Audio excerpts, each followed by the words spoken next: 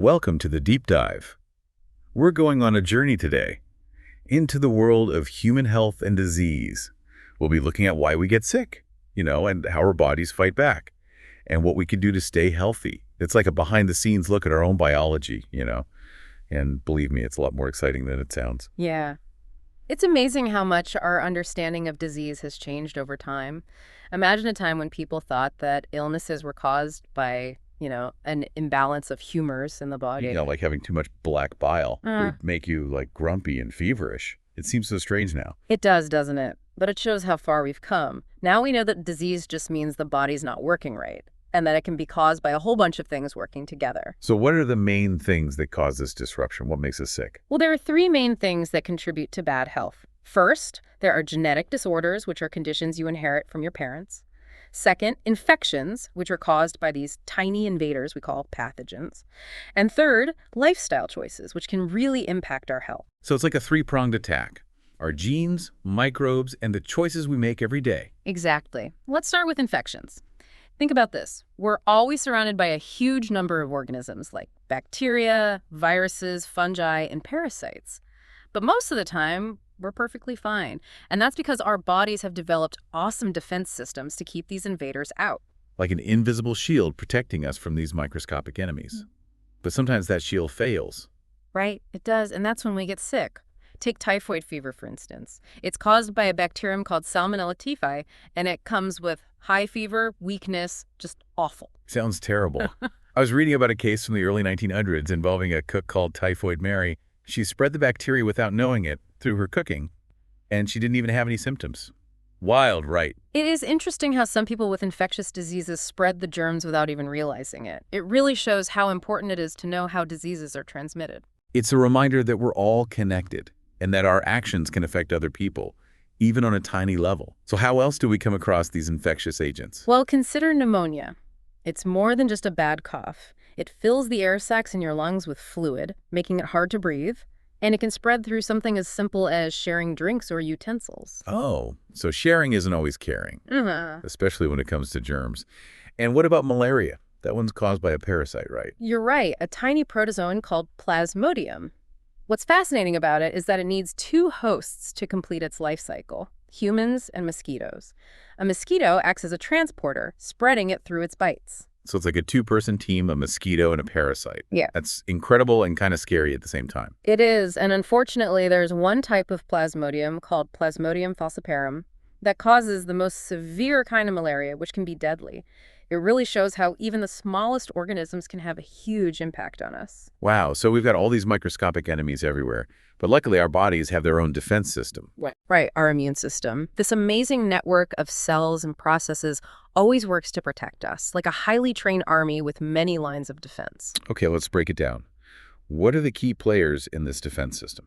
Well, there are two main parts: innate immunity and acquired immunity. Innate immunity is our first line of defense, a general barrier against anything trying to get in. So what are some examples of these innate defenses? Well, think of your skin. It's a really effective barrier. And then there's mucus in your respiratory and digestive systems, which traps pathogens before they can hurt you. Skin and mucus, like the walls and moats of our inner fortress. What else? There are physiological barriers, too, like stomach acid. It can destroy lots of pathogens that enter through food. Even our tears have enzymes that can break down bacteria. Wow, even crying can be a defense mechanism. It's amazing how our bodies protect us. It is. Then we have cellular defenses. These are white blood cells or leukocytes that patrol our bodies, engulfing and destroying pathogens. Like a tiny SWAT team, ready to take down any threats.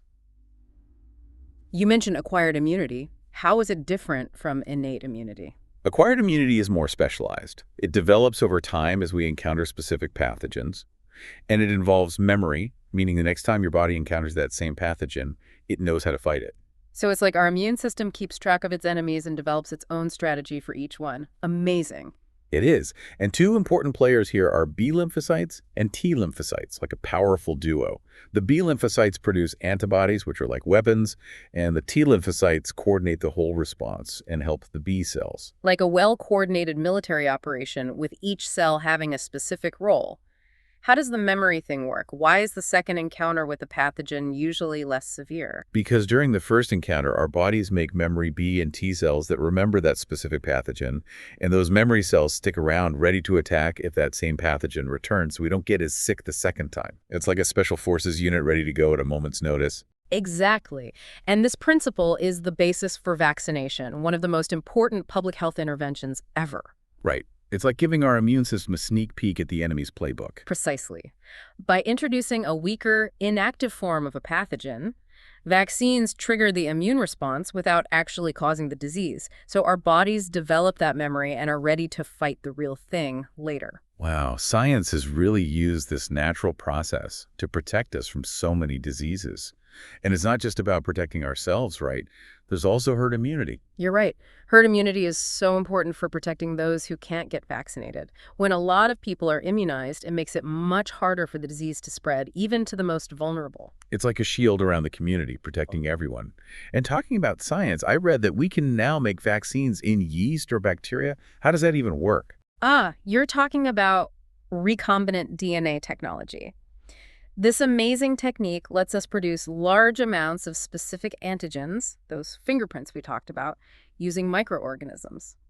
This means vaccines are more available, and it opens new doors to fight diseases. It's really incredible how understanding the immune system has led to such amazing discoveries. But it seems like our immune system can sometimes be a bit too much, right? Like with allergies. That's a good point. Allergies are essentially an overreaction of the immune system to things that aren't harmful, things we call allergens. Like that time I visited a friend with a cat and started sneezing like crazy. My immune system must have thought something in the cat's dander was dangerous. That happens a lot. When you're exposed to an allergen, your immune system releases histamines, which cause all those typical allergy symptoms. Sneezing, watery eyes, runny nose, even trouble breathing sometimes. So it's like our immune system is firing all its weapons at something completely harmless, not very efficient. It can be very inconvenient, and sometimes the immune system malfunctions in even more serious ways, like with autoimmune diseases. Wait, so our immune system can turn against us? Unfortunately, yes. In autoimmune diseases, the immune system can't tell the difference between self and non-self and starts attacking healthy cells and tissues. That's kind of scary. What causes that? We're still figuring out exactly what causes autoimmune diseases, but we know genetics, the environment, and even infections can be involved. A common one is rheumatoid arthritis, where the immune system attacks the joints, causing pain, stiffness, and inflammation. So like a case of mistaken identity where the immune system attacks its own body. That's a tough problem to solve. It is. Autoimmune diseases are often hard to treat because you have to suppress the immune response without completely disabling it, which would leave the body open to infections. This whole immune system is so complex with so many organs and tissues involved. How does the lymphatic system fit in? The lymphatic system is a super important part of the immune system, kind of like a security network for the body.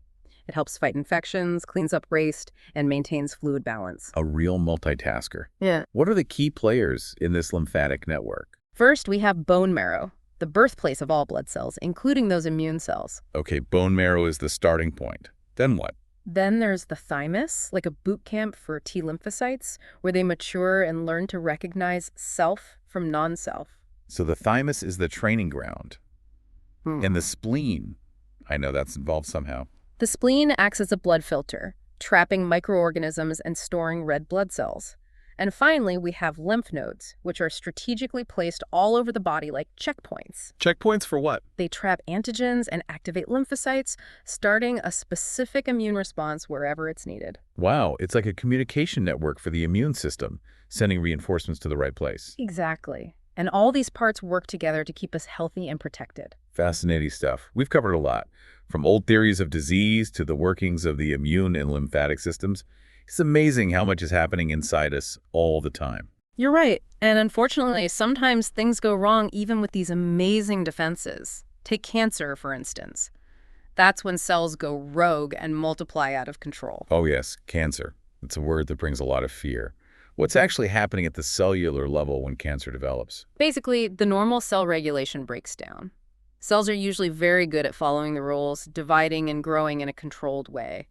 But cancer cells break all the rules. They lose contact inhibition, which normally stops them from dividing when they bump into each other. Like they're rebelling, multiplying, without any regard for boundaries or the surrounding tissues? Exactly. And as they multiply, they form clumps of cells called tumors. I've heard of benign and malignant tumors. Are they different? Yes, there's a big difference. Benign tumors are well behaved, they stay where they are, and usually don't cause much trouble. Malignant tumors, on the other hand, they invade and damage nearby tissues and can spread to other parts of the body through a process called metastasis. That's what makes cancer so dangerous, this ability to spread to other organs. Right, metastasis is a hallmark of malignant tumors and a big reason why cancer is so hard to treat. So what causes cells to go rogue in the first place? What turns a normal cell cancerous? Well, there are a few things called carcinogens that can contribute to this change. These can be physical, chemical, or even biological. Can you give me some examples? Think about ionizing radiation, like X-rays and gamma rays, or UV radiation from the sun. Those can damage DNA and increase the risk of mutations that can cause cancer. So too much sun isn't just a bad sunburn, it can increase the risk of skin cancer. You got it. There are chemical carcinogens too, like those found in tobacco smoke, which are strongly linked to lung cancer and other types of cancer. Another reason to avoid smoking. What about biological carcinogens? Those would be things like viruses. Certain viruses, called oncogenic viruses, can actually put their own genes into our cells, messing up normal growth and maybe triggering cancer. Wow, there are so many things that can contribute to cancer. Our bodies must constantly be fighting to keep these rogue cells in check. You're absolutely right. And that's why early detection is so important with cancer. The sooner we find it, the better the chances of successful treatment. What are some signs people should look out for? How can we detect cancer early on? Well, it depends on the type of cancer, but there are often warning signs. Unexplained weight loss, feeling tired all the time, unusual bleeding, or changes in skin moles are all things to watch for. So it's important to pay attention to our bodies and any unusual things happening. Huh. Are there specific tests that can detect cancer? Yes, there are a lot of tests, from blood tests and imaging scans to biopsies, where they take a small tissue sample and check it for cancer cells under a microscope. That sounds a little scary. It can be, but it's often necessary to diagnose cancer and figure out the best way to treat it. So let's say cancer is detected. What are the treatment options? The main approaches are surgery, radiation therapy, and chemotherapy. Surgery removes the tumor, radiation uses high-energy rays to kill cancer cells, and chemotherapy uses drugs to target and destroy cancer cells throughout the body. So they often use a combination of these to fight cancer. Yes, often. And there are newer approaches too, like immunotherapy, which uses the power of the immune system itself to fight the cancer. That sounds really promising. Does immunotherapy work for all types of cancer? It's still fairly new, but it's showing great potential for certain types of cancer. And researchers are always working on developing new and better treatments. It's amazing how much we know about cancer, but it's still a very complex and challenging disease. It is. But the more we learn about how it works, the better we can prevent it and treat it. This brings us to another important aspect of health, the choices we make every day. You're right. Lifestyle choices really affect our overall health and well-being, and this is especially clear when it comes to drug and alcohol abuse. Okay, let's talk about that. Drug and alcohol abuse affects people from all walks of life. What are some of the most commonly abused substances? Well, there are opioids, which are very addictive and can have terrible effects on the body. Heroin, which comes from the poppy plant, is a well-known opioid. I've heard that even trying heroin once can lead to addiction. Is that true? Yes, it's a real risk. Opioids are incredibly powerful and can quickly take over the brain's reward system, making it extremely difficult to stop using them. That's scary. What about other drugs? There are cannabinoids, which are found in marijuana. They affect things like mood, memory, and coordination. Marijuana is becoming legal in more places, but it still seems risky, especially for long-term use. You're right.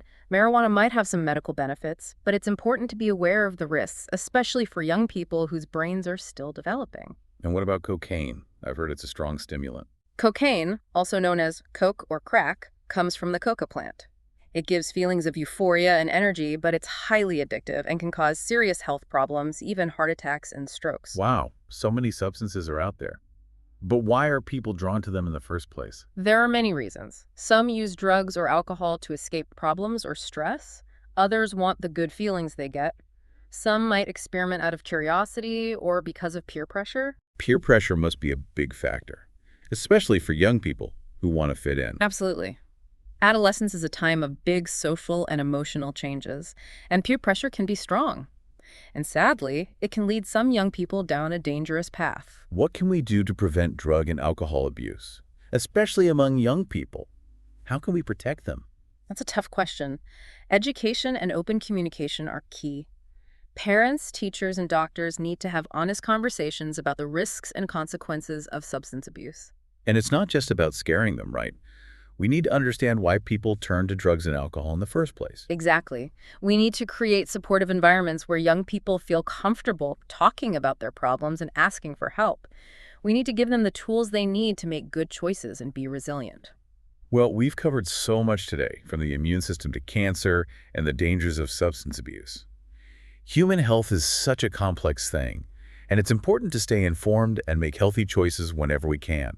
Absolutely. The more we learn about the human body and what affects our health, the better equipped we'll be to live longer, healthier lives. We're back for more deep dive, picking up where we left off, exploring human health and disease. This time, we're focusing on immunity. Such a fascinating area. The way our bodies can tell the difference between friend and foe at a microscopic level is amazing. Yeah, it's like an internal security system, always on high alert, scanning for anything suspicious and ready to neutralize it. Exactly. And one of the coolest things about immunity is how specific it is.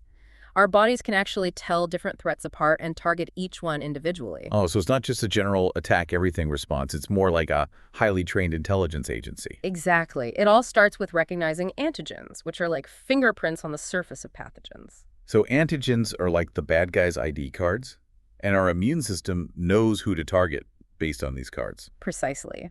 Our immune cells have receptors that can bind to those specific antigens. This triggers a chain of events leading to the destruction of the invader. Like a lock and key. Each antigen has a unique shape, and only the right immune cell can bind to it. That's it. And once that binding happens, it sets off an alarm, alerting the immune system. This kicks off a whole process leading to the production of antibodies, which are proteins designed to neutralize the threat. Right, antibodies. I've heard of those. But how do they actually work? What do they do to those pathogens?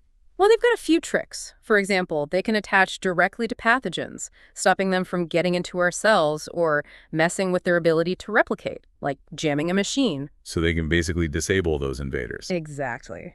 Antibodies can also act as signals, marking the pathogens for destruction by other immune cells, like putting up a wanted poster, telling the rest of the immune system to take action. Wow, it's a coordinated attack. And this takes us back to immune memory.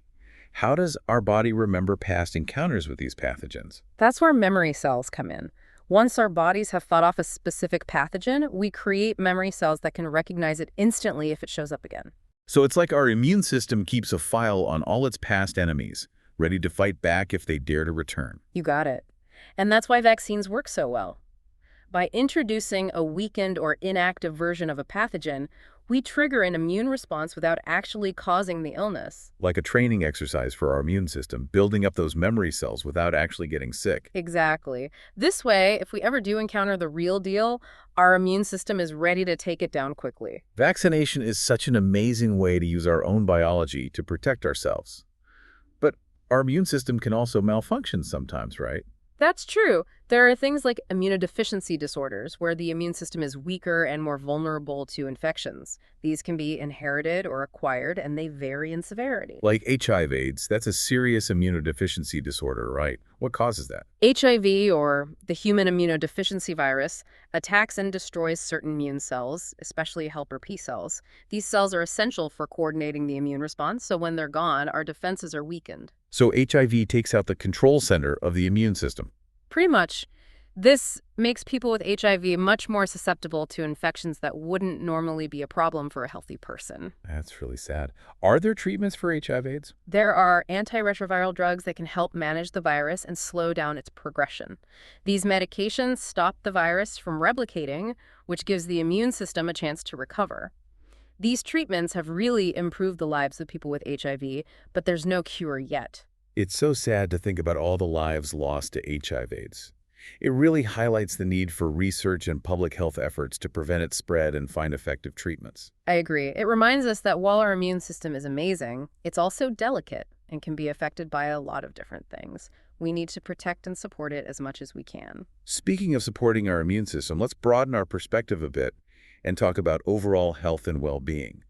It's not just about fighting off infections, it's also about maintaining that balance and vitality in our bodies. That's right. That balance is essential for good health. It's a constant interplay between our internal defenses, our genes, and our environment. Yeah, it really makes you realize how interconnected everything is, from our cells to the food we eat, the air we breathe, and even our relationships with other people. It's a complex web, and understanding this interplay is key to making good choices for our health. Okay, let's dive into this holistic view. What are some of the main things that affect our overall health? We talked about genes, the blueprint we inherit. These can make us more likely to develop certain conditions or diseases. Right, so our genes are the starting point, but not the whole story. Exactly. Environmental factors play a huge role. Think about the food we eat, the air we breathe, how much we exercise, our stress levels, and even our social connections. These can all affect how our genes are expressed and impact our health. So it's not just about our genes, but how those genes interact with our environment. Exactly. Our genes provide the instructions, but the environment influences how those instructions are carried out. Imagine a cake recipe. You might have all the ingredients, but the outcome depends on the oven temperature, baking time, and even the altitude. That's a great way to think about it. Our genes are the instructions, and the environment fine-tunes the results. Speaking of ingredients, let's talk about nutrition. The food we eat builds our bodies, so nutrition is obviously important for overall health. Absolutely. Food isn't just about calories. It provides the nutrients our bodies need to work properly, everything from building and repairing tissues to regulating hormones and fighting diseases. Okay, give me the lowdown on healthy eating. What do I need to know? There's no one-size-fits-all plan because everyone's needs are different. But there are some general guidelines for making healthier choices. I'm listening. A balanced diet with a variety of nutritious foods is key. Lots of fruits, vegetables, whole grains, and lean protein. These provide vitamins, minerals, fiber, and antioxidants our bodies need. So variety is key, and choosing foods packed with nutrients, not just empty calories. But there's so much conflicting information about nutrition. It's hard to know what to believe. True, nutrition science is always evolving, and there's a lot of misinformation out there. It's easy to get caught up in fads, but focus on the basics of a balanced diet. A healthcare professional or registered dietitian can give you personalized advice if you're ever unsure. Makes sense. They can help us figure out what works for our individual needs. But besides what we eat, there's also how much we eat, right? Absolutely. Portion control is really important. It's easy to eat too much, especially nowadays when food is so abundant and readily available. We're surrounded by huge portions and tempting treats. Guilty as charged. Sometimes I just can't resist seconds. But what about exercise? How important is that for our health? Exercise is crucial. Being physically active has so many benefits for our minds and bodies. It helps manage weight, strengthens muscles and bones, improves heart health, boosts mood, and even makes us think more clearly. So it's not just about looking good. There are real health benefits to moving our bodies. Think of exercise as an investment in your long-term health and happiness. What kind of exercise do you recommend? Is there a magic formula for getting fit? It depends on your fitness level, what you like to do, and your goals. But aiming for at least 150 minutes of moderate intensity or 75 minutes of vigorous intensity aerobic activity per week is a good starting point. Sounds like a lot. Does it have to be a super intense workout every day? Not at all. The great thing about exercise is that you can adapt it to fit your needs. Even small bits of activity throughout the day can add up. So even taking the stairs instead of the elevator or a quick walk during lunch can help. Absolutely. Any movement is better than none. And finding activities you enjoy will make you more likely to stick with them. That's true. If you hate running, you're probably not going to do it very often. But if you find something you love, like dancing, swimming, hiking, or playing a sport, it'll become part of your routine. Exactly. It's all about finding what works for you and making exercise a part of your life, not a chore. So we've talked about nutrition and exercise, two big parts of a healthy lifestyle. But it's also important to remember that health is more than just our physical well-being. Our mental and emotional health is also vital. You're right. Mental and emotional health are just as important as physical health, and they're all connected. Chronic stress, anxiety, and depression can really affect our bodies and increase our risk for a lot of health problems. So we need to take care of our minds as well as our bodies, recognizing that our physical, mental, and emotional well-being are all intertwined. Exactly. It's about taking a holistic approach to health. What can we do to nurture our mental and emotional well-being? Things that promote relaxation, mindfulness, and social connection can make a big difference. Think about meditation, spending time in nature, listening to music, practicing gratitude, or simply connecting with loved ones. Those are all things that bring us joy and peace. It's amazing that such simple things can actually boost our health and resilience. It's true. By reducing stress, improving our mood, and helping us cope better, these activities can really improve our overall well-being. It all goes back to that interconnectedness we talked about. Our physical health, mental health, environment, and choices all play a role in shaping our well-being. It's a complex and beautiful tapestry, and the more we understand these connections, the better equipped we are to live healthy and fulfilling lives. Welcome back to the deep dive. This is the final part of our exploration of human health and disease. We've come a long way, haven't we? From tiny pathogens to the complexities of our immune system, cancer, and even holistic well-being. It's been quite a journey, and in this last part, we'll focus on what we can do to protect ourselves and stay healthy in the future. We've talked about threats from outside and inside our bodies, but now let's look at how we can be proactive and take charge of our health. I like that. Proactive health management, taking control and making smart choices for the long run. And one area where we can really make a difference is with medications. They can be lifesavers, but they also have risks, right? Absolutely. Medications are powerful tools. We need to use them carefully and respectfully. Always follow your doctor's instructions and ask if you have any questions or concerns. So it's not just about blindly following orders. It's about understanding why we're taking a medication, what the side effects might be, and how to minimize those risks. Exactly. Talk to your doctor openly. Tell them about any other medications you're taking, even over-the-counter ones or supplements. There could be interactions. Wow, I didn't realize it was that complicated. So we really need to keep our doctors informed about everything we're putting into our bodies, like giving them a list of everything in our internal medicine cabinet. That's a great way to put it. Don't forget your pharmacist, too. They can be a great resource for information about your meds. They can answer questions, explain things, and even help spot potential problems with different drugs. Good to know. Okay, we've talked about medication. Now let's move on to substance abuse.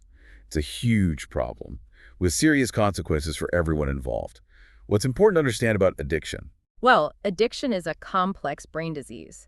It affects how the brain works, especially the parts related to reward, motivation, and control. It leads to compulsive drug seeking and use, even when there are negative consequences. We have to remember that addiction isn't a weakness or a moral failing, it's a medical condition that needs treatment. It's not just a matter of willpower then. Addiction changes the brain, making it really hard to stop using substances without help. That's right. It kind of hijacks the brain's reward system, flooding it with dopamine, the feel-good chemical. This creates a really strong loop, making it harder and harder to resist using the substance, even when it's harmful. That's a really important point. It shows how vital it is to get professional help if you or someone you know is struggling with addiction. Treatment can help address those brain changes and give people the tools and support they need to break free. Absolutely. There are effective treatments out there, like therapy, medications, and support groups. They can help manage cravings, develop coping strategies, and build a healthier life. That's good to hear. It's a reminder that addiction can be treated and people can recover. What about preventing addiction in the first place? Prevention needs to start early, with education and building resilience in young people before they even encounter these substances. Open and honest conversations about drugs and alcohol are essential. We need to give them the knowledge and skills to make good choices and resist peer pressure. So it's not just about saying no to drugs, it's about giving young people accurate information, helping them think critically, and giving them the confidence to make healthy choices for themselves, and creating environments where they feel supported and understood. Yes, exactly. Strong social connections, healthy self-esteem, and opportunities for positive self-expression can all help reduce the risk of substance abuse. We need to build a culture of support where young people feel safe asking for help when they need it.